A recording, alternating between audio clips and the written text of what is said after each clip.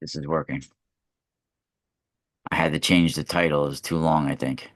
Mm, Yep, it worked. excellent. Yeah, we are live. Welcome, everybody. This is the Space Water Podcast. I am so excited to have our guests back with us. We're gonna have the next couple of weekends because the way things out, we got Gary coming at least once or twice a month, and we had to switch around some dates. So Gary will be with us next weekend as well.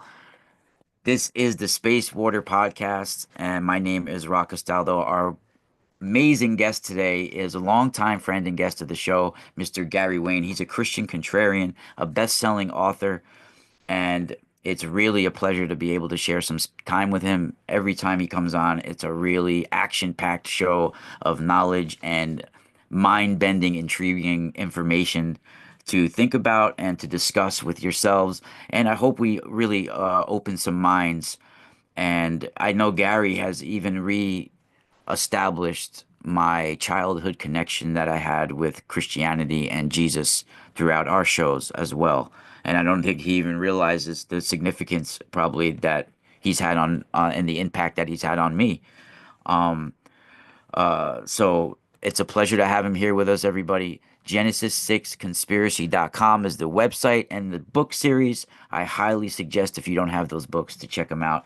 Gary, it's a pleasure to have you here. The subject today is incredible. We're going to be talking about some of the externalization of the hierarchy that Alice Bailey discussed in with the 2025 date and about messiahs and the coming of messiahs and some of the things that's happening on the planet right now. We just had a comet that just came around, and it only comes around every 160,000 years.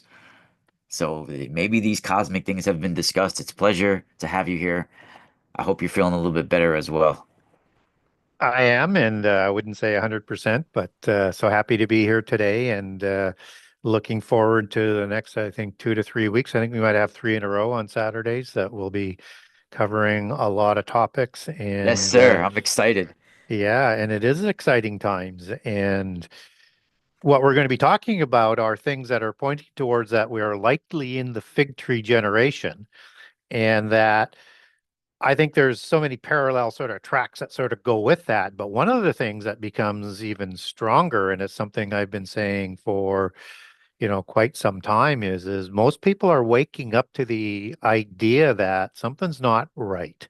Something's just wrong in the world, and it's a feeling they can't necessarily explain it, they can't touch it, but we just feel like they feel like the world is just sort of tumbling in a direction and it's like going downhill and picking up momentum and can't be stopped, and they don't know what happens at the end of that journey.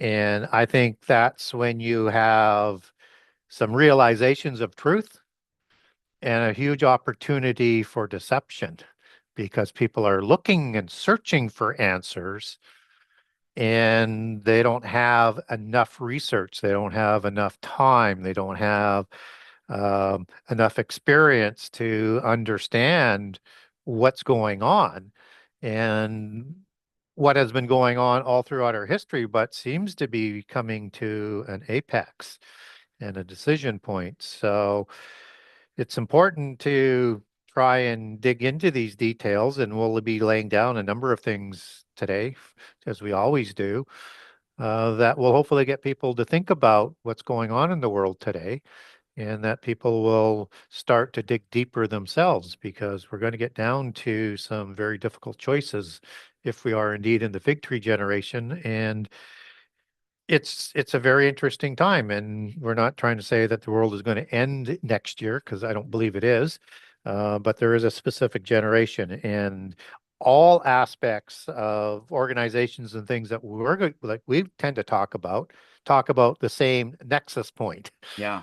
I like that you So said that you could feel it, Gary, because you could feel it. I mean, for me, I feel like the human spirit and just humanity is about to be tested like it's never been tested before. yeah, it is. Well, and in Second Peter 3, there's a passage that is talking about um, this great destruction that comes through fire in the end time. So it's like it's a test by fire, literally. And it's talking of, Purification. yeah, and it's talking about not seeing since the beginning that kind of tribulation that Jesus talked about in Matthew 24:21. He talks about a couple of tribulations, not always translated as tribulations. So sometimes our translations aren't as accurate and into English as what we would like them, but in the Greek, it's quite clear. And in Matthew 24:21, he talks about, and in Mark 13, where they use the word affliction for tribulation, same Greek word thlipsis, meaning the same thing. It's the great tribulation, the great affliction that hasn't been seen since the beginning of creation. Wow. That's the testing that's coming. It's called the hour of trial in the book of Revelation.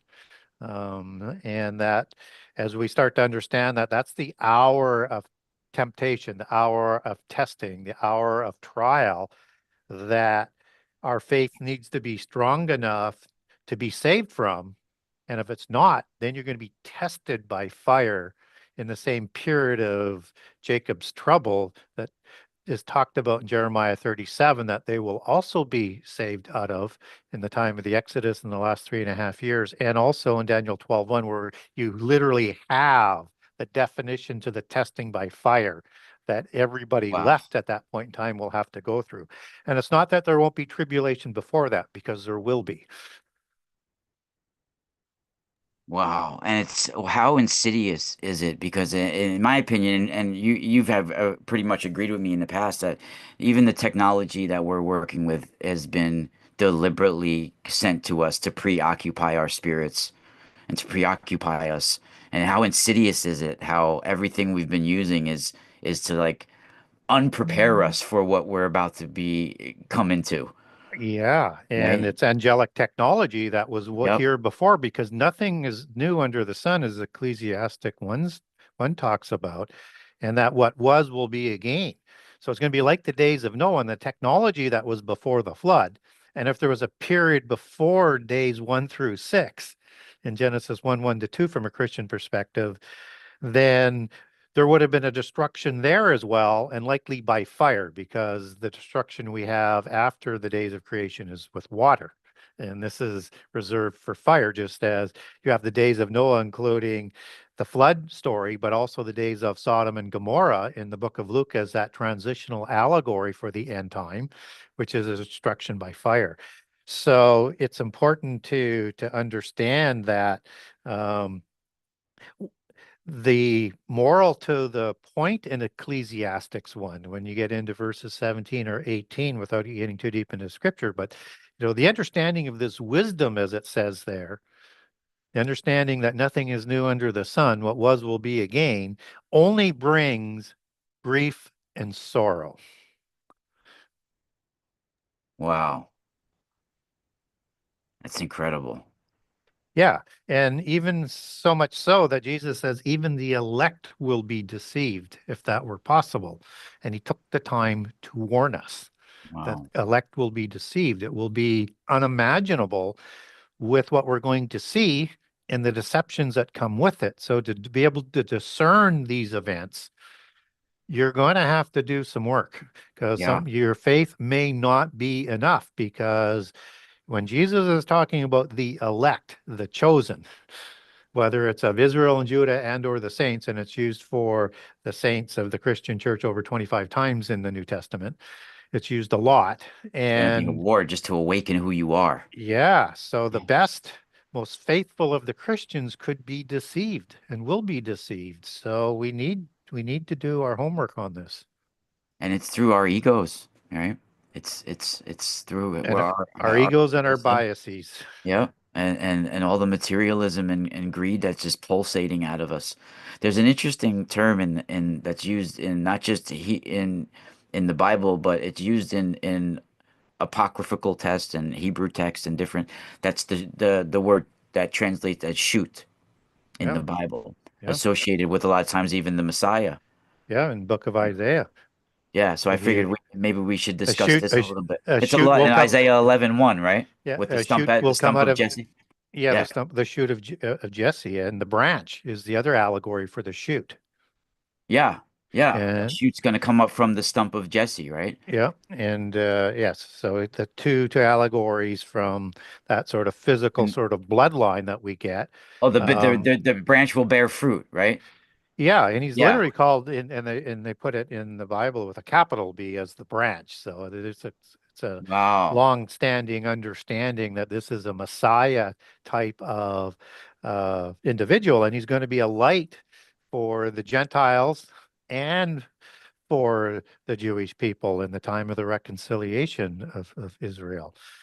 And so when we look at this branch and this shoot, this is something that we should look at is going to be usurped by the polytheist uh, organizations and belief systems because they use biblical allegory, biblical passages to support their position. And so it's going to be um, an interesting sort of time as we see these parallel interpretations come down for us, and it's up to discern what is the truth. But yes, when we talk about a Messianic branch or Messianic shoot, this is from the house of David. That is Jesse is the father of David, and King David is going to be part of the Messianic coming. In fact, in the time of the Great Tribulation that we talked about, in the time of Jacob's trouble, in the time of trouble, Hebrew Sarah in the Old Testament for Jacob's trouble and the time of trouble in Daniel 12, it's starting at the midpoint of the last 7 years after the abomination, when you have the coming of the visitations of Jesus. There's going to be a second Exodus where lost Israel is awakened and Judah is going to be taken to the wilderness in it, and they're going to be led by the word of God, Jesus, or Jehovah of the Elohim, the cognate term in the Old Testament, and by King David. And so this Messianic branch, this whole concept comes back to fruition, and Jesus is going to rule from David's throne in the millennium. And so you have to look for a connection to David and Jesse and Jesus with the coming Antichrist figures if they're going to deceive Judah and awakening tribes of lost Israel. Interesting. Have you ever seen some of the writings of Philo of Alexandria? Yep. It's very interesting. And he's like from he lived from 20 BC to 50 BC. So that's, it's a long it's not like it's a medieval passage like a lot of the Yeah. rabbinical packages that talk about. Yep.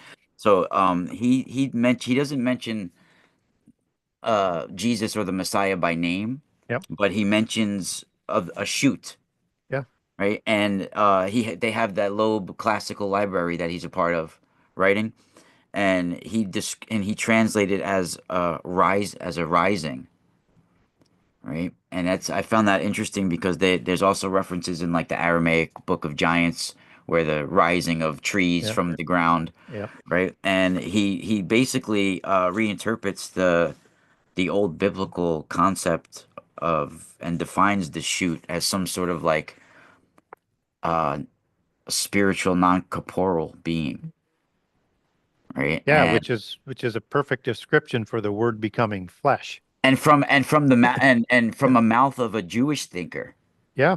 Well, and this is in a you know? period where they're expecting a Messiah Yeah, and they're trying to understand the prophecies. Unfortunately, most of the Jewish people get it wrong and they reject their Messiah, um, and which brings upon them the curses of the covenant and the destruction of Jerusalem and their diaspora, and why Jesus kills the fig tree because it yeah, doesn't bear more fruit because he's about to go into the temple, and then he does and with the prophecy of the destruction of Jerusalem and the temple, and then he gives the chronology on the Olivet dialogue just after that to the disciples, and so they're expecting a Messiah. They just weren't expecting what is understood in Hosea 9:7 as the visitations of Jehovah, of the Elohim. So there's multiple. This is one of those, the first time, and they're expecting the conqueror to come back. That's what they wanted because of the oppression that they've had over, since the release of Babylon, Persia through the Greeks and through the Roman Empire. And Yeah. so they're looking for that first. They want the second figure before, so to speak, before the first coming. And so they're looking for that shoot, the shoot of Jesse, right? And they're looking for it as their Messiah. So more than just a Moses type being, something more that they don't quite understand yet. Yeah. And that's where that sort of spiritual sort of aspect comes from that. And in taking that to understand the polytheist view of it, we need to look at it as a pedigree and a spiritual aspect as well. And as we've talked about, and as is described in the accounts of Bailey and others, and there's so many that talk about this, it's an avatara effect that's going to be involved. And just as Antichrist will receive his power from Satan, he may have other entities that are also supplying him as an avatar of the Avatara, which the Avatar is the receiver of the additional spirit. So it's both, and we need to understand it as both, but in context of how does it fit all the details? Yeah. It's true. And it seems that like right now, various parts of the world are at war and it has to do with biblical locations a lot of the times as Yeah. well. Like they're Well, controlling these locations that are going to be important again that have been in forgotten about for thousands of years in many cases, yeah. right? Yeah. And from a biblical perspective, it involves the land of the covenant, where the Southern Kingdom has to be back in, which they are.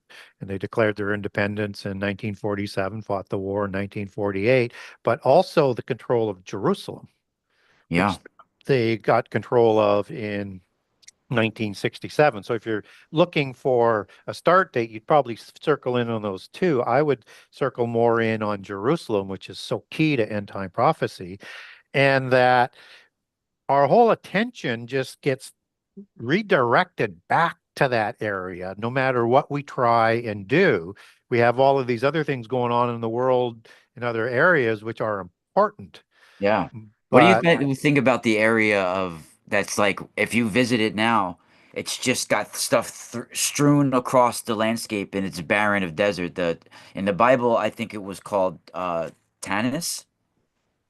oh yeah, yep. Tanis. It's where the fields of Tanis with Moses with his miracles and Hmm. I think Zoan or Zoan is the same. Zoar. Yep. Zoan, right? Yeah. Yeah, Zoan or Zor. Yep. Yeah, But it's Zoan or they're the same place though. yeah, it's the Yeah. same place. Yeah. Yeah. Places like that that have I think that were destroyed at one time for a reason. Yeah. Well, and we're starting to make some more of these discoveries. So we're starting to see more veracity come back to our not totally recognized history, or in some cases suppressed or hidden history, that is going to be very important, but it's all going to be spun in our modern language to whatever organization or belief system is pushing it. So we have to be even careful from a monotheist side of the agenda of that monotheist organization, which may be putting their own belief and agenda ahead of truth. So we'll get deceptions on both sides. But from a Christian perspective, we have a Bible that tells us the most important events and what's going to happen. So we need to be, if you want to put on the armor of God as a Christian, you need to understand the Bible better.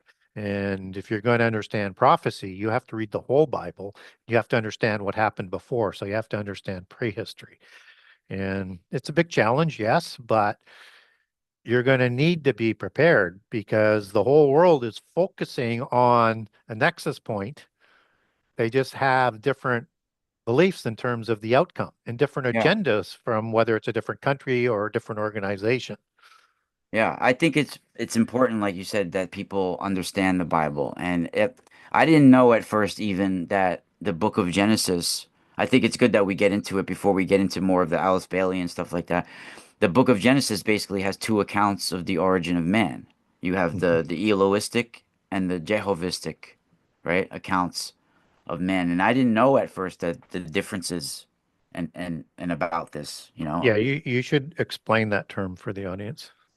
So I would say the Elohistic is the oldest by far, of course, and it's talking about the first appearance of man on the planet and a re-inhabitation of man on the planet, right? And the the Jehovistic basically talks about just the origin of one race of man, the Adamic or Yeah.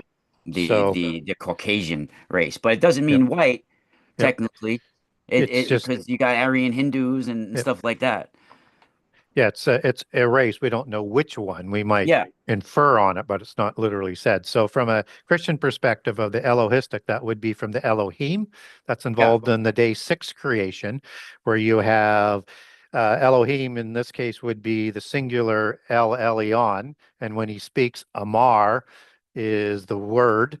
And in Genesis 1 2, you have the Holy Spirit hovering over the chaos that's there for the creation of day six or the renewal of the earth, depending on which translation you want to use for was or became in Genesis 1 2. And Psalms 104 has a passage about this creation time and when God sends his Holy Spirit, the earth is renewed. So all three are there, but we're officially introduced to Jehovah of the Elohim as an individual in Genesis 2 4 with the creation of Adam, right? And Jehovah of the Elohim is the cognate term, and that's Lord God. So Lord, Jehovah, Elohim, God. In the New Testament, it's word, which is logos of God, theos.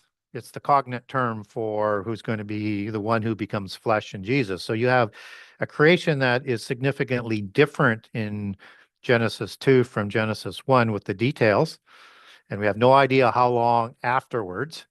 Um, and you have Adam as being of the same race, but or the same species, but we don't know technically which race, but you could infer it could be the white race, but we have four races that show up after the floods. So the only way you can really account for that is the wives that are going Huh. to be on the ark are going to be representing of each of the races. So just to sort of understand that. So when we look at that, we can now look at how the polytheists look at the blackheads out of Sumeria, for example, or this race that's created before the Adamites are created.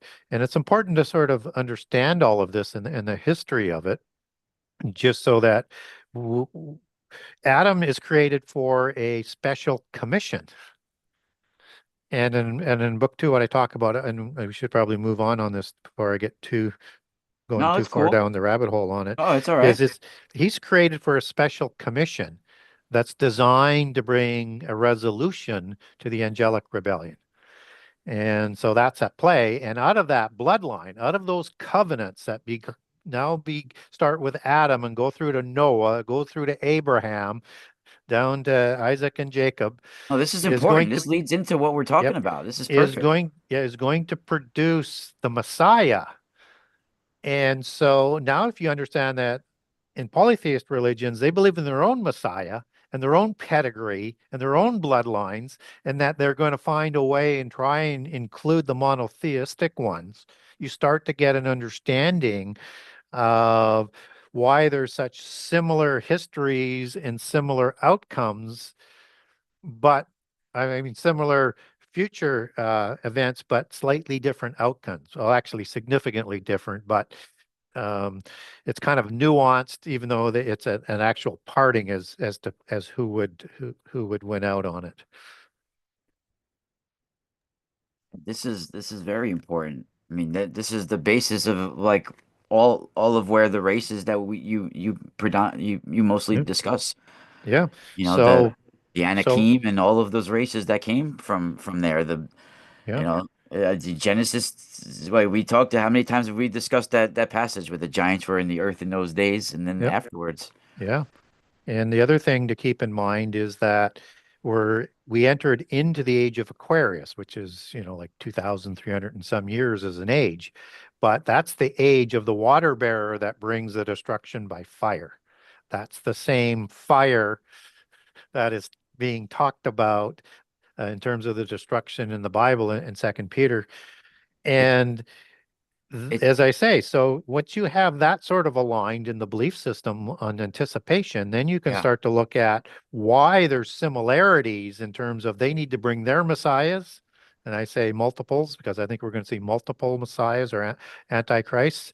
And you're going to see the Jewish Messiah. You're also going to see the Christian Messiah, which has slightly different sort of nuances to it in terms of who who's been expected for a while in the last victory generation. And you're also going to have um, messiahs presented from other religions that may even be understood as monotheist. So in Islam, for example, you have the Mahdi, but one from the Sunni and one from the Shia, and they're going to war with each other. And Wow. there'll be a winner in that. So it gets really confusing as you start to enter in all of these thoughts.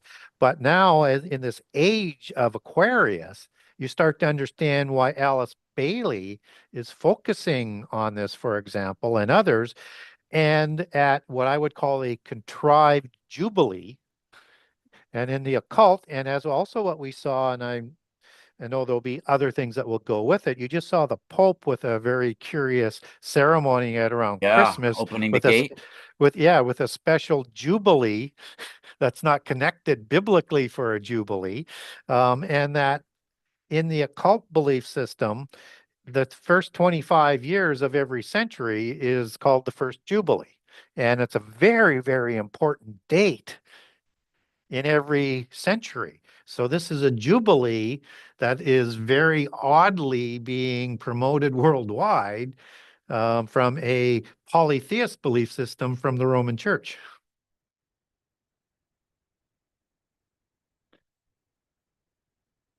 Sorry, I was answering the chat. Yeah, it's interesting though. Let's go back to the destruction by fire too, but the destruction by fire that you were talking about for a second. Because right now, and I think this lines up right into the Alice Bailey stuff as well. Right now, we're in a grand solar maximum where we're getting pounded with solar storms, and we're at the cusp of a various possible solar event that's coming. And it could peak maybe June, July, but it could even happen earlier. And Alice Bailey in the prophecies as well, she talks about even I have it here, I'll pull it up. She talks about not just externalization of a hierarchy that's going to begin in 2025, but also about a forerunner, um, a forerunner of this as well. And it's interesting, the forerunner, because in a lot of the Hebrew writings, they have a forerunner of the end times or things like that. Elijah is called Elijah the forerunner. And Elijah is another one that's associated with coming back at the end times and also having Yes. some sort of solar fire connection with God. Yeah. Well, and the false prophet actually brings down fire from heaven. And so the false prophet is the prophet for Antichrist versus the Babylon religion, which will be first, but there's going to be an overlap. And Elijah brought fire down from heaven. Yeah. Elijah is the one who's going to make the way for the coming of Jesus. And so, again, as I mentioned earlier, look for an adoption by the polytheist organizations and religions around the Wow. world to do something similar. So, we're going to see that type of individual that is going to seem like Elijah. Now, Elijah is coming back in the last 3.5 years, or maybe even in the last 7 years, depending on who you think the two witnesses are. Are we still on? Okay, Yep. flashing some screens. But he could also just be coming back for Jesus's visits immediately before, and part of the seven shepherds of the second Exodus, as the book of Micah talks about, and eight principal men, along with King David. But yeah, Elijah could certainly be one of the two witnesses as a legitimate candidate. I'm just not getting locked in because we don't know who the two witnesses are, but they need to be ones from a biblical perspective who haven't suffered the first death.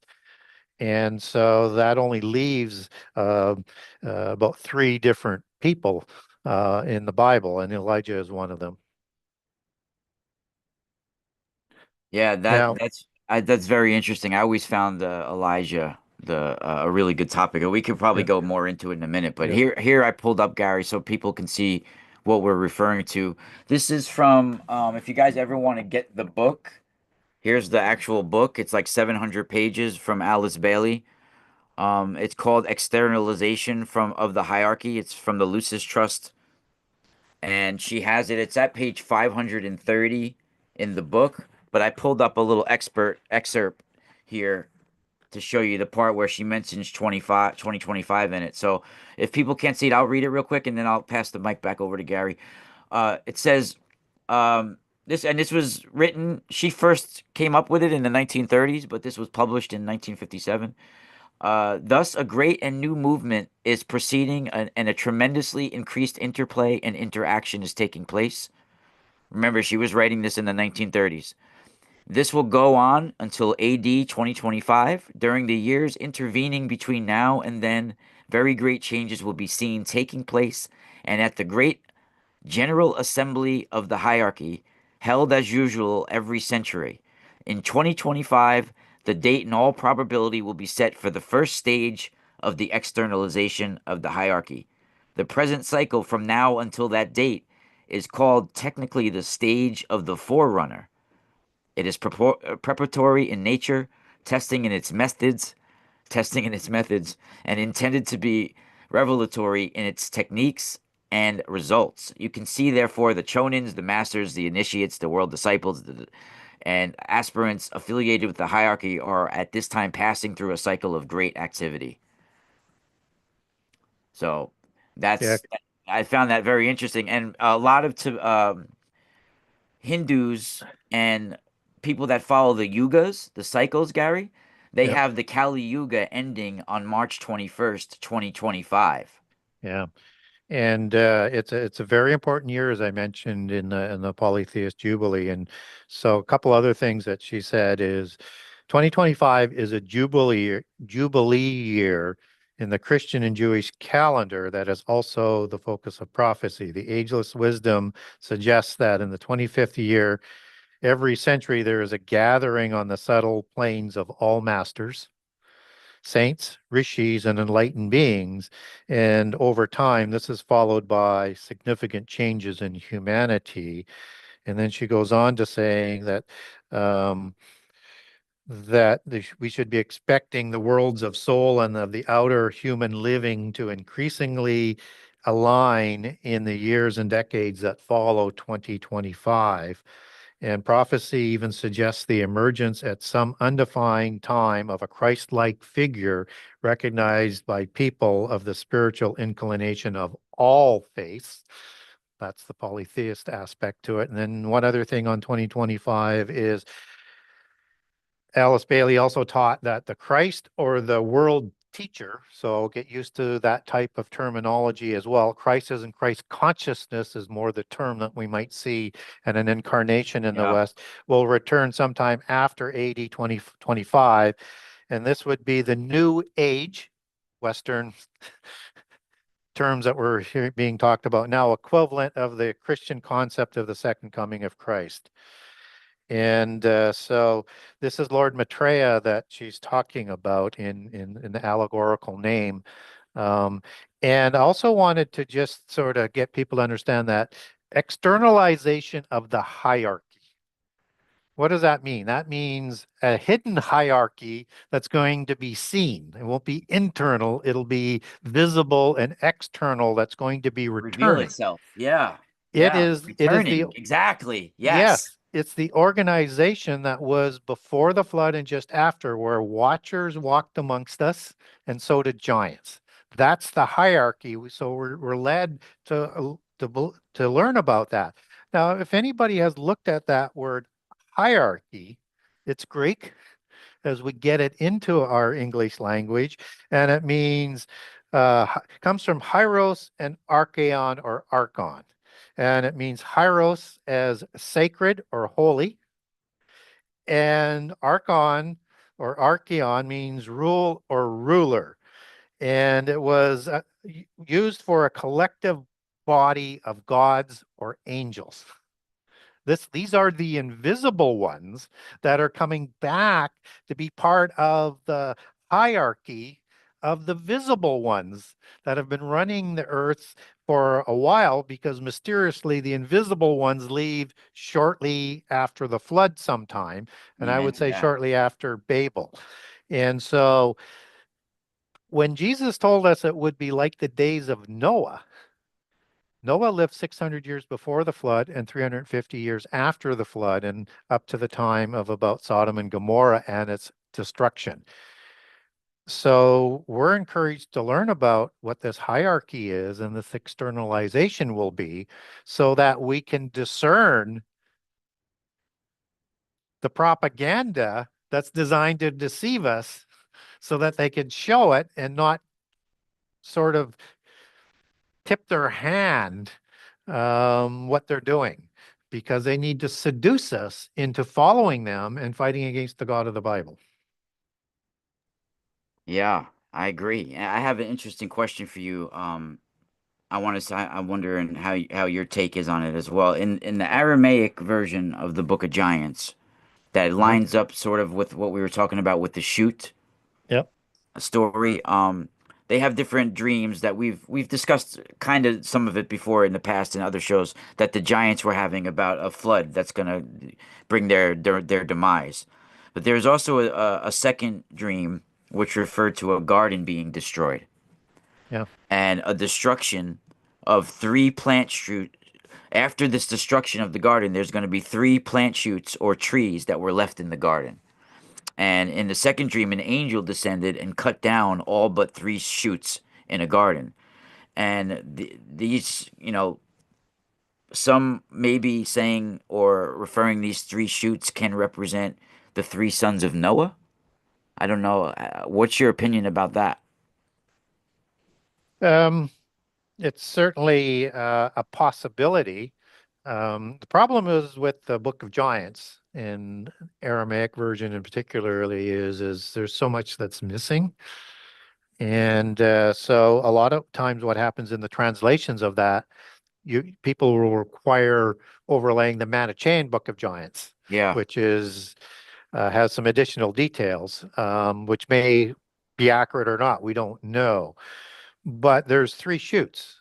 I mean, that's the important thing here. And there's trees, right? Yeah, I think the And Manichaean had like 200 shoots, which is like the 200 fallen angels.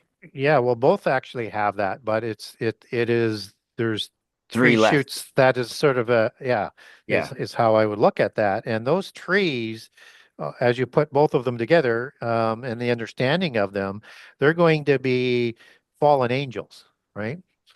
These are demon, or as poorly translated as demon, but fallen angels, Nephilim beings, which are these trees.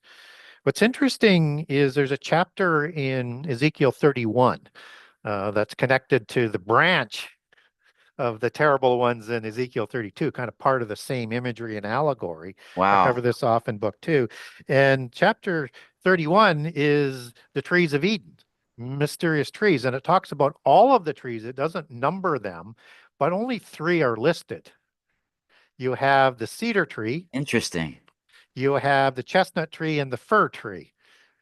Now, it's saying there's more trees, but those are the only 3 that are listed. But we're not given a complete allegory. So you have the Assyrian, which is this great tree that's in the Garden of Eden.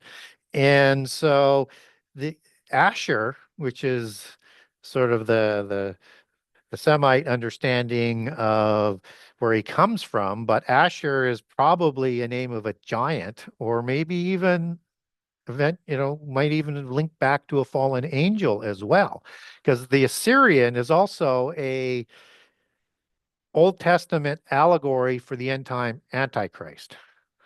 So you start to see these connections, but the Assyrian is talked about more as you get into this one with the greatest tree. It's the fairest tree, another giant allegory, and these great branches and boughs, and all the nations were underneath it. It's more of an allegory in Eden for Satan, I think. And Satan, as we talked about, is connected to Antichrist and the coming of it. And so you have this allegory of these three trees that are in the Mount Hermon region. So in Amos 2, you have the cedars of Lebanon. Um, and this is a great cedar that's being talked about. Wow. Yeah, that's in Y- Sidon, right? Yeah. Yeah. And you also have oaks that are talked about in Amos, which is part of Mount Hermon as well. And Wow. this is the cedar forest of the Epic of Gilgamesh. That's at Mount Hermon that Gilgamesh and Enkidu are going to go to kill King Hababa, who is the king of the cedar forest from a post-Diluvian perspective, although I think it has a mythos that goes to before the flood. Yeah, he's in So the Book of Giants, that guy too. Yeah. yeah, Yeah. so in Ezekiel 28, we actually have Satan being identified in his cherubic form in the Garden of Eden with a similar allegory with a Tyrus figure, which is an Antichrist type figure, right? In the allegories. And this is a dual prophecy in Ezekiel 31, like Ezekiel 28, like Ezekiel 32 with the terrible ones, where the Assyrian's going to be mentioned again as one that went to the pit. Now, Satan hasn't gone to the pit. And so, again, that's why you have to look at this as giving us very important information out of prehistory in Ezekiel 31. It has importance to Pharaoh, who is being described as this Assyrian tree, who is a beast empire, Rephaim giant bloodline king, who is described as a terrible one in Ezekiel 32, likely going to the pit prison when he's killed as well as the other terrible ones, which are a branch of the terrible ones as they're described in Isaiah 25. So that branch, shoot, offshoot type of thing, bloodline, is becoming involved. So I think even though we're not told in the Bible that there were 200 watchers that created giants, that's a number that comes out of the book of Enoch, first Enoch originally. There probably was 200 different types of trees representing these ones that were uprooted except for three. And then get coincidentally, and I don't think these things work in coincidence, there's an importance to the chestnut tree and the fir tree that are also named, although I don't see that or that connects through the Bible yet. So, but there's definitely a connection there. And when we have survivors, as you say, of humans. So Noah, I mean, he obviously produces, but um, he has three sons, and that's sort of the restart. But I wouldn't want to connect that to the Assyrian. I wouldn't, from a Christian perspective, I wouldn't want to connect that to anything to do with giants.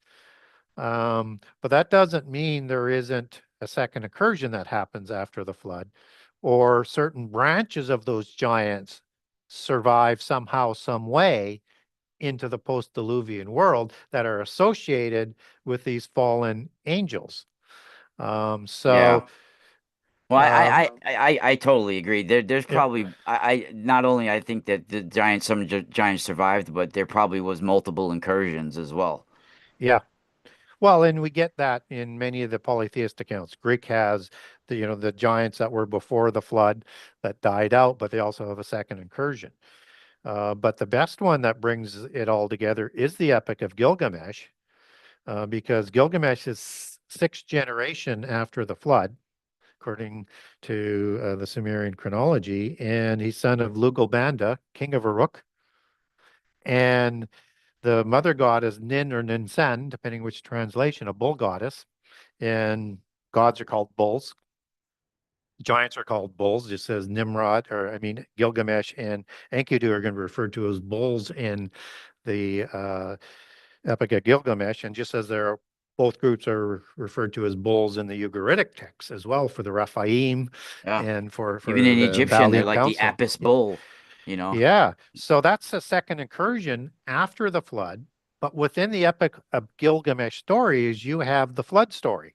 As you get into like tablets, I think 9, 10, 11, and 12, maybe 10 through 12 from my memory. And so you have Utnapishtim or Ziusudra that is a survivor of this flood. And if you read accounts of Itzubar, that's going to be another Gilgamesh character. It's exactly the same story, just different name from a different language. Yeah. Um, and that you have Solar all heroes. of his family that are on this ark. They're all two-thirds God, one-third human, just as Enkidu is and just as Gilgamesh are. So you clearly have a second incursion there, and you have survival of the giants. Um, but I lean more towards second incursion, but because we don't have a Genesis 6:4 placement immediately after the flood for creation of giants, we don't get that. We're told in Genesis 6:4 that the sons of God went to the daughters of men and, created the Nephilim or the giants and did so again afterwards. And that means in like manner, in the exact same sort of way. And that what you have going on there is an understanding that there was probably more creation of giants before the flood, but it could also mean after again.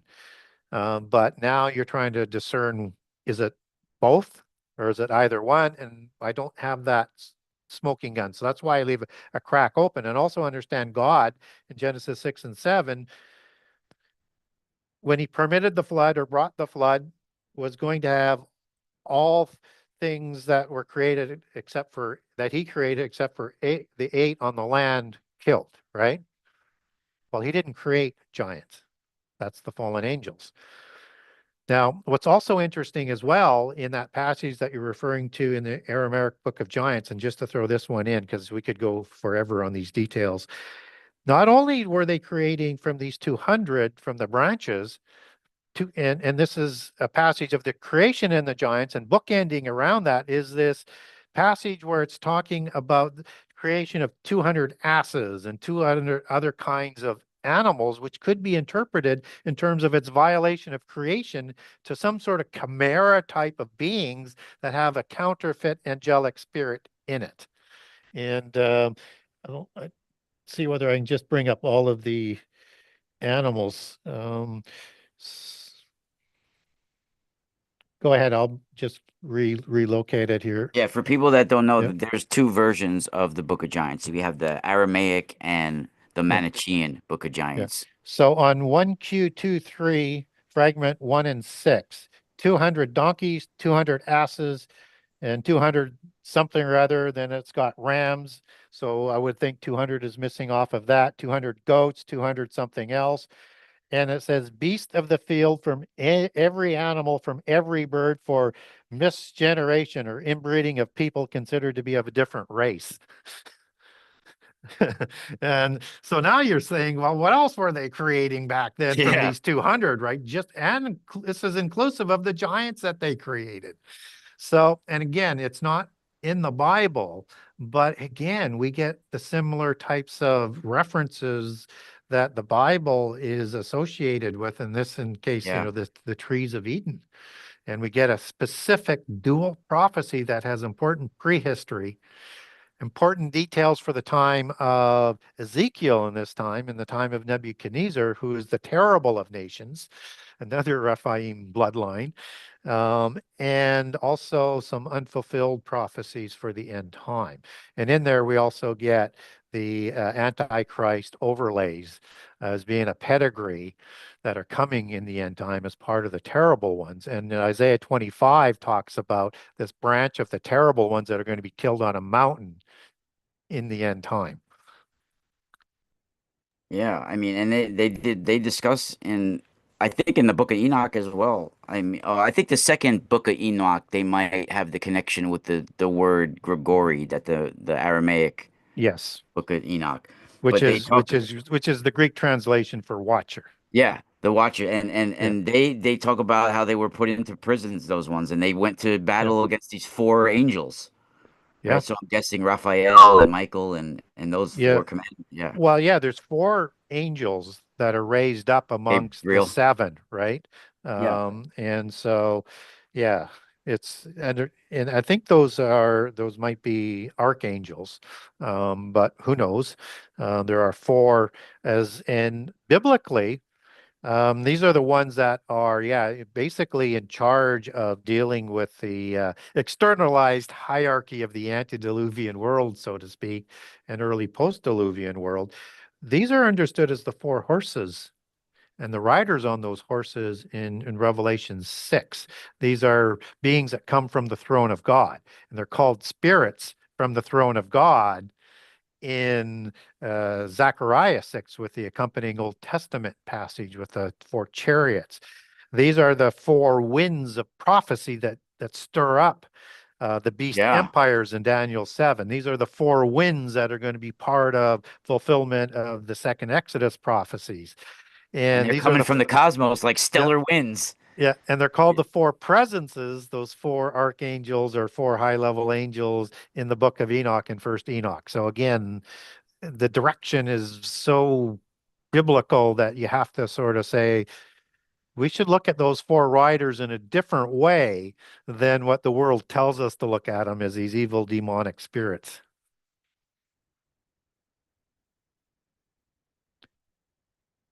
Can't hear you.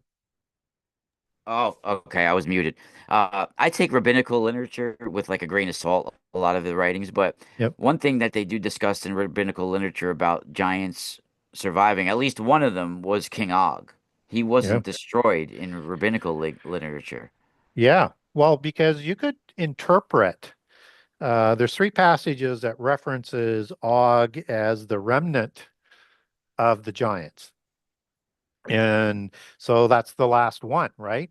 So it's interpretive because it doesn't say he was before the flood, but in Jewish mysticism, you have him as a stowaway or hanging on the outside Yeah, of the ark. So yeah. so The that imagery is intense. They talk yeah, about him hanging on the side of Noah's Ark and Noah yeah, feeding him through a yeah, hole, keeping yeah. him on the ark, and some say he So even impregnated Noah's daughter later on. yes. What's interesting though is he's the last of the giants, which is Rapha and Raphaim versus Nephilim.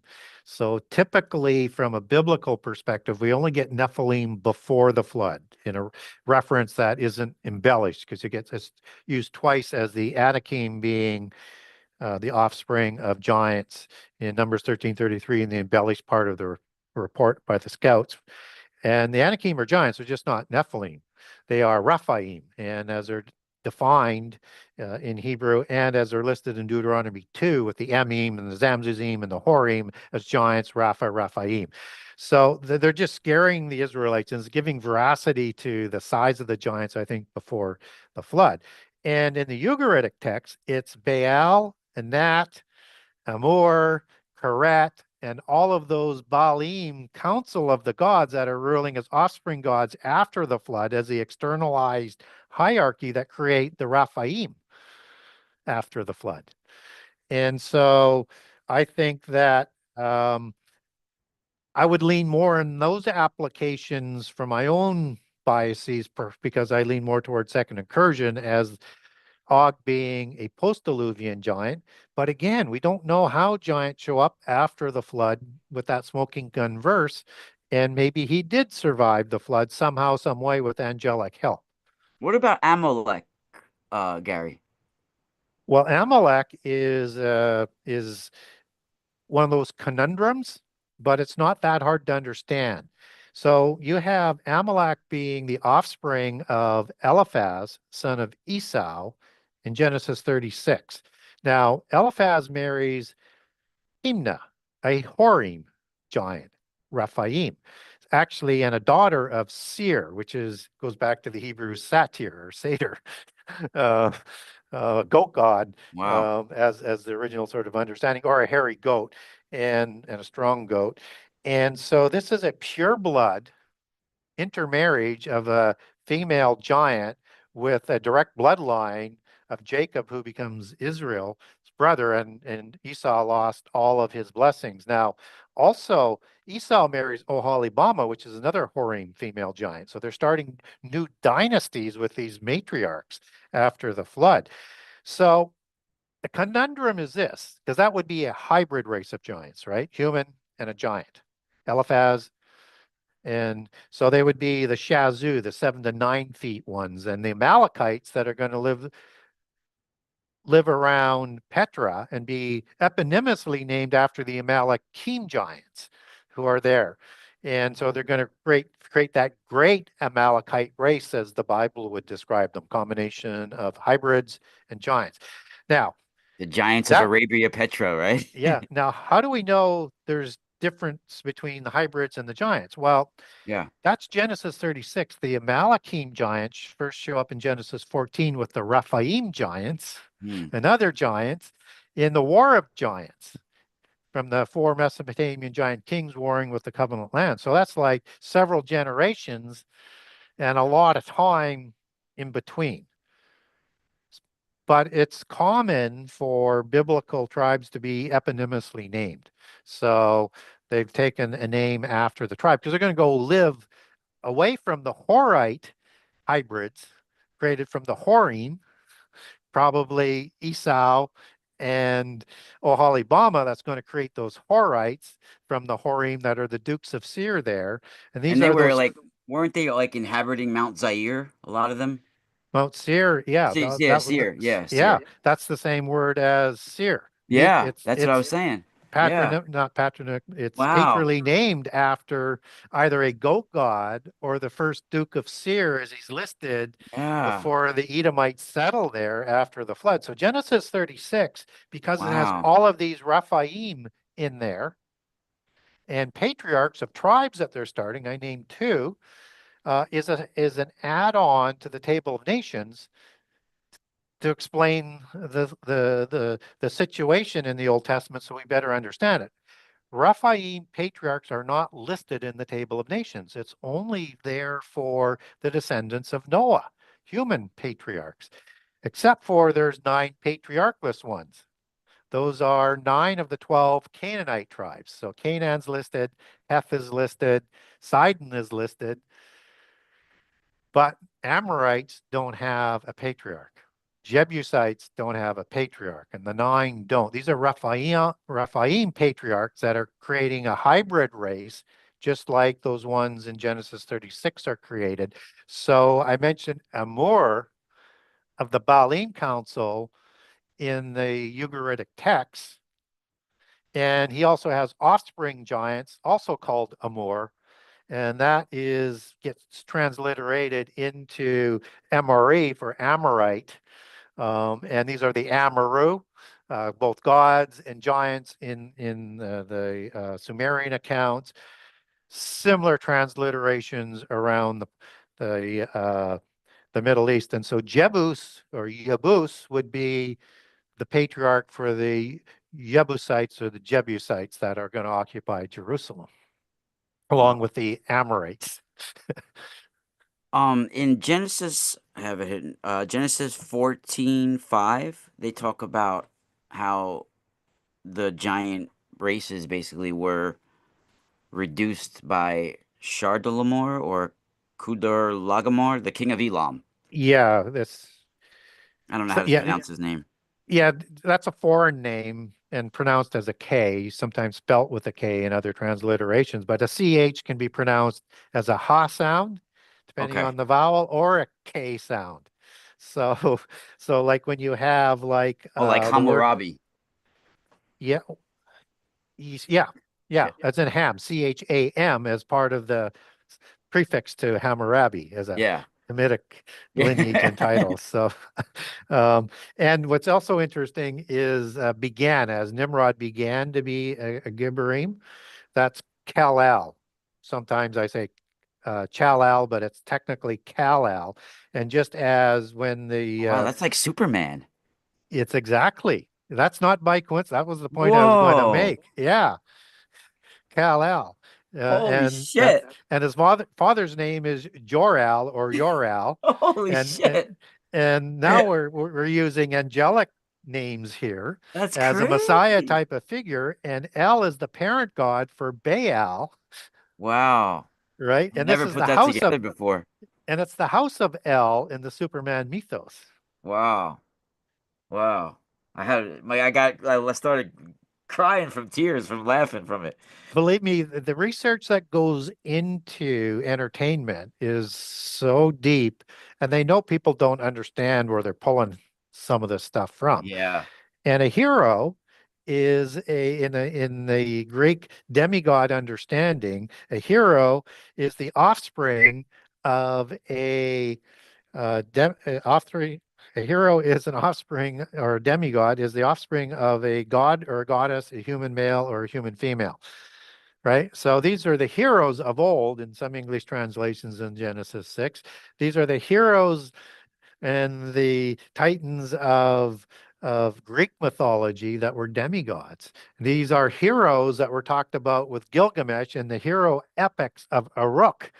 These terms are common around the world. So when you see superhero, these are based on ancient giants, whether it's through direct offspring or it's through the creation of other kinds of giants, whether it's a bird offspring with a Tengu relationship, a lion with a lion cherubic aspect, whether it's technology that they had that creates these transhumanist type of superheroes. But those heroes are all based on ancient beings, including Thor. Yeah. I actually have a feeling, Gary, because I've been having like deep dreams about this for years. I've been talking about it for many years on my own private podcast. You know, uh, that something's going to return that's going to either be a person that's going to, coerce science to go a certain way or do something where they're going to resurrect the DNA of these giants, Well, yeah, and I think like they're literally reproduce them again. continually searching for them, and it's interesting with Gilgamesh and with the war in Iraq and with ISIS and all through the period is apparently they discovered the sarcophagus of Gilgamesh, and so much so that with the interest on it that Hillary Clinton in her office reached out to get the documents on that discovery. And that is official. I have the FOIA requests and the links to those. If people want to get a hold of me, I'll send you those links on Gilgamesh. So why would the US government be so much interested in the sarcophagus or the burial place of Gilgamesh? Well, two things is one, if you wanted to recreate a giant, you'd be looking for DNA, just like they would recreate it as with Jurassic Park. Again, another allegory of what they're planning to do and that type Smithsonian's of been taking the technology. bones supposedly all these years. Exactly. And they're trying to get enough DNA to recreate giants for the end time, because it's got to be like the days of Noah somehow, some way. So that would be one of the ways. But these giants also had the ability to repair themselves, heal themselves. So in the Ugaritic texts, they're called, translated, the Rapiu or the Rapium are translated as healers. And they could heal themselves and they could heal others. And so it's thought that they could, if they lost a hand, they would grow back. So this either comes from technology or DNA. Now, the root word for Raphaim giant is 7495 in the Strong's Concordance, which means to heal. 7496 is their disembodied spirit. 7497 is the description of the giant. So all of them have a meaning they carry forward from the source word, but not the whole meaning. And so giants were dynastic healers in the Ugaritic text. So that's why you would chop a head off a giant, because that's the worst thing you could do to a giant, because it couldn't go to Hades or Sheol. Probably went directly to the pit prison as the destination of the terrible ones in Ezekiel 32, that follows that other dual prophecy of Ezekiel 31 of the trees of Eden we talked about. Ezekiel 32 moves in with Pharaoh and the terrible ones of the giants, like like Tubal, like people like looking for Asher or Syria. So all of those names again connected in those allegories that which will have an importance in the end time because the pit prison is going to be opened in the end time. Revelation 9, they're all coming out. So the other thing is that so if they couldn't heal themselves, just as carried forward in the Fisher King and the Priest King aspect, that was part of the process of these royal priest kings that they could heal as it comes down into our time through the mythos. The sarcophagus is thought to be a technology, is the other possibility. And just as we saw, like in the old Stargate series, it was used for a healing process. This would be what they would go in to heal themselves in, or to preserve their bodies, or whatever other purposes it would have. And so they would be looking for that angelic technology possibly as well. Or they wanted, there's two separate things, and they wanted the technology and they wanted the DNA. I mean, it's hard to know, but this is something I think that unfortunately there's a strong likelihood we're going to see the development of that DNA when we're going to see the development of that technology moving forward. I think so And if too. you look at these medical digital technology beds that they're designing, is that coming from Who knows? Yeah. sarcophagus alleged technology? It makes me think about there's this I grew up doing combat sports. Like I wrestled in school and then I did kickboxing later on.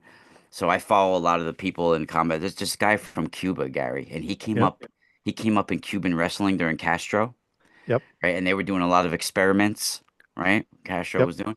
His name's Romero. He's like about my age. He's about 47 years old. He's in the later 40s. He's he's my age and he's ripped and huge and big, huge, ripped like he's 20 years old, right? Muscular, my age.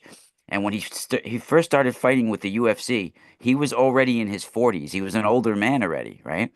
And he had broke his socket bone. So they sent him to the UFC American doctors for the very first time. He grew up in Cuba, right? So they call like Dana White and the UFC owners like, are you kidding me with this guy? Where did you get this guy from? They're like, what?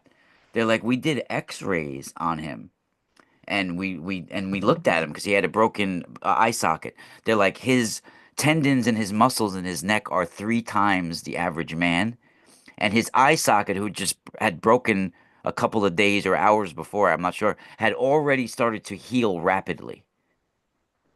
And this wow, guy, he's a gold medalist Olympic wrestler for Cuba. yep, yep, He was tossing dudes in yep, Cuba, a gold medal. And then he started fighting in combat sports and became yep, like a champion yep, and stuff too. But he's like in almost 50 years old and he's got you got to look him up. yep, His name Yoel Romero. You'll yep, see. He's a yep, no. monster.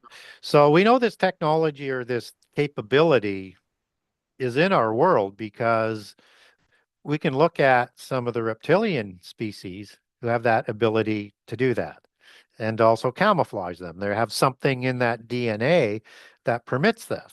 So roll us back to these watchers who are, note that watcher also in Greek goes back to drakont and drakonta, meaning a watcher. And just as you have dragon is part of that whole understanding, and that the seraphim are serpent-faced or dragon angels that are the likely ones who created most of the giants and populated most of the pantheons, both before and after the flood. So when we look at these seraphim type of watchers, understand that Baal would be a seraphim watcher. Azazel would be a seraphim watcher. Now, they were degraded to goat gods for part of their punishment as satyr gods, um, but they would have had this reptilian look to them that they passed on, and maybe some of that reptilian DNA was part of that gift where they could actually repair and heal others, as the Ugaritic text goes on to talk about. So all of that sort of becomes real, and that S on Superman is kind of serpentine look, which again, as I Or don't think is, Seraphim.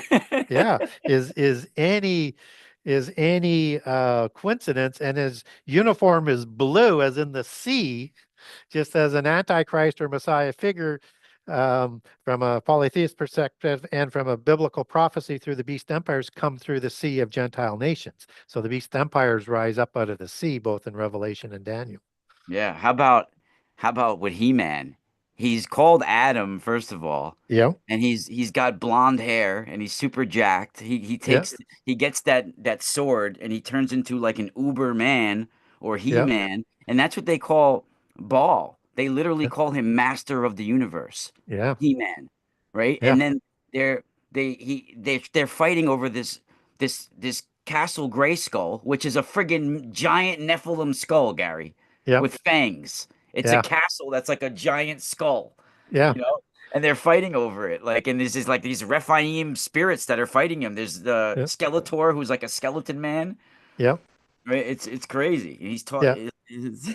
Yeah, no, I mean they just overlay so much information on there, including the blonde hair, which is, part of the Rephaim and Atlantean Yeah, before the flood, Tuatha Adam. De His name Danann, is. the fairy folk. Yeah, so and call him Adam. Yeah, I know it's absolutely crazy, and it's unbelievable how much of their history, their belief system, their genealogies that they put into the entertainment. It's absolutely crazy. Yeah. Well, as in the last minutes as we close today, because we're gonna do the next 3 weeks. It's gonna be a great series. Yeah, This externalization of the yeah. hierarchy in 2025. Do you think it's the first stages of what we would consider end times and maybe a lot of the cosmic things that we're seeing right now, like a return of comets that haven't came around in 160,000 Yeah. years the other day, and certain alignments that are taking place? Do you Yeah. think the celestial hierarchy could be returning as and the physical representation that we see could be comets? It could be things like this. Well, we're going to see things that the fallen angels can manifest within the physical world, but all will have to sort of work for the most part within the laws, not to be confused with the signs that God is going to provide, which would stand outside the natural laws. So Okay. what I would talk about that is like when God had the sun stop in the time of Joshua so that they could finish the battle against those giant kings that day. That's Yeah. outside the laws. When the star hovers over Bethlehem, that's outside the laws of creation. The 3 days of darkness in the Exodus is outside the laws of the physical universe. So God's signs are something that can't be duplicated.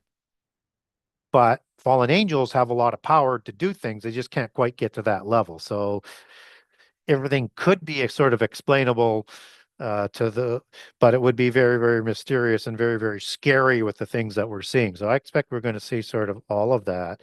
Now, we will also see, and for Christians, understand when we talk about this externalization, we are warned about this. Um, Not only will we have angels that are let out of the pit prison, but all the angels in the last 3.5 years after the war in heaven are going to be amongst us as a completion to the third woe.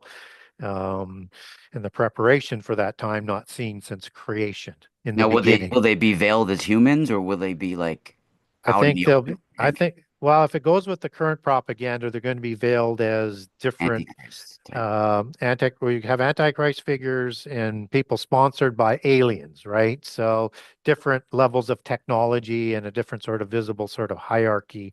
Yeah. Now, in the Bible, we were told about the Council of the Gods in Psalms 82. And these gods are, the sons of the Most High. Same language that's used in Genesis 6 for the most part. Instead of Elohim, you have El Elyon, but it's the same understanding. And they rule this earth over the 70 nations, both before and after the flood, as they're counted by the sons born in Exodus of Israel or Jacob, and by the 70 nations in Genesis 10, and by inference, 70 nations before the flood. So the parent gods rule over the 70 nations of Adam in Deuteronomy 32 that I'm referring to here, um, that are going to be replaced with the 70 nations ruling after that are from Noah after the flood, and reigned over by the offspring gods from the council of the gods. So that word Israel, this is another dual prophecy. And Israel's, their portion is going to be fulfilled in the millennium on this, in terms of representing the 70 nations going into the 1,000 years. So Israel, the sons of Israel, it's not a mistranslation. It's not a contradiction because Israel wasn't before the flood, right? But Israel is a title that's given to Jacob. And in the Septuagint, you would have angels used there, the angels of God, the sons. And in the Aramaic translations, you would have sons of God there. And here we have Israel. They're all correct. It's just we have to understand Israel is a title that was given to Jacob when he was wrestling with God, that he's going to change the name of them to it. And it's a compounded Hebrew word of Sarah and El. So now you have sons, Ben, Sarah, El, as it would have been originally understood before it becomes compounded into a title. And Sarah means prince or ruling. So you have to pick the right one. They're kind of similar because princes rule, but Yeah. let's just use ruler for simplicity here for the choice for the translation. It becomes they're numbered according to the sons of the ruling God. That now becomes the same language as angels, and it becomes the same language as the sons of God. And for the millennium, it'll be Israel that Jacob had his name changed to. And so it's perfect dual prophecy, important prehistory information before the flood, important information for the time of the prophet Moses before they go into the covenant land to do wars with the giants and ruling council, which is at Mount Hermon. And then a portion left to be fulfilled for the end time. So from a biblical perspective, we need to understand this, and we also need to understand a passage in Psalms 21, 9 through 11, where it says that in the time of God's anger, uh, he's going to swallow them up in his wrath, and the fire shall devour them. This is an end time prophecy. This is the time of the year of the Lord's wrath. And it goes on to say, their fruit thou destroy from the earth, and their seed from among the children of men. Wow. That's the branch of the terrible ones that is going to be destroyed in Isaiah 25. Wow. So this Incredible. has a nexus point of all of these concepts that we're talking about. Wow. Yeah, I truly feel that because of uh one of the one of the things that are preoccupying us, of course, the technology, like everybody's has everything at the push of their hands and instant gratification. And that's going to be so trying when we get tested because people are not going to be used to having to work hard for anything. They're going to be used to getting everything so instantly. And it's gonna be a test, I think, really for the human spirit and nature. And I think that's going to affect humanity for eternity, you know? Yeah, this is that point where every religion in the world has been anticipating. Yeah. We're And at the whatever, crossroads of that. yes. So as I say in a lot of shows, is we need to learn more and we need to prepare ourselves and we need to make a choice because you're going to be required to make a choice and no choice is still a choice. So you better go in with open eyes and do your research. Sure. Everybody, Gary Wayne, Genesis6Conspiracy.com. He's got two books in the series. You can find him here on the Space Water podcast as well. We're going to be having him on the next 2 weekends. So don't forget, pick up the book series, Genesis 6 Conspiracy. Guys, you can get information from Gary as well. You follow him on Facebook and social medias, and be respectful, and he will comment and respond to you, no doubt. Everybody, the one Yep. and only Gary Wayne. Thank you, Gary. Yep. One last thing, if I could just throw out Take my as much time books. as you need. Yep, you can go to my website to get a signed copy for both books, and there's a third bundling page on there. So if you want to buy Nice. one of each or multiple quantities, there's instructions on there, and you get discounts for the more books that you buy. So all books now are available in not only softcover print, but available in the Kindle digital version through Amazon and also through Amazon for the Audible version for both books as well. So no matter what format you're looking for, you can get it, and they're all good. And so happy to have them all available in every format. And if you're listening around the world, I do ship overseas. So there's an overseas page for people who want to get a signed copy as well. Gary, thank you so much. I'm proud to have be able to share time with you and have you on my show, and proud to be a little small part of your work and what you do. Thank you. Well, Thank you for coming on. well, I thank you. I think it's important information we both pass on, and it's all part of what we're sort of challenging people to do. Take what we say, verify it, and go learn more. Take care, buddy. I'm looking forward to having you on next weekend and the next couple of weeks. Appreciate it. Everybody, Gary Wayne, Genesis6Conspiracy.com. This is the Space Water Podcast and Spiral.